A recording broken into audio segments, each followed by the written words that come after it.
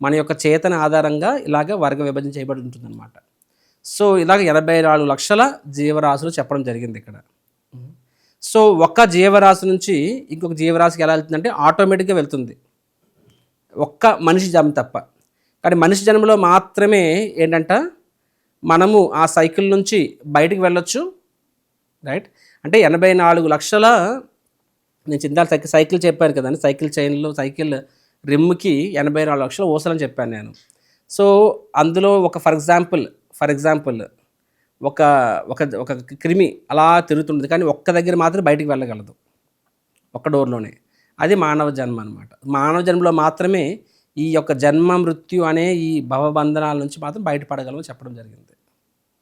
అయితే బయటికి వెళ్ళొచ్చు, లేదా అక్కడి నుంచి నెక్స్ట్కి ఏ జన్మ వస్తుందనేది ఆ మానవ జన్మని దాన్ని ఎలా ఉపయోగించుకున్నావు అనే దాని ప్రకారంగా వస్తుందని చెప్తారనమాట.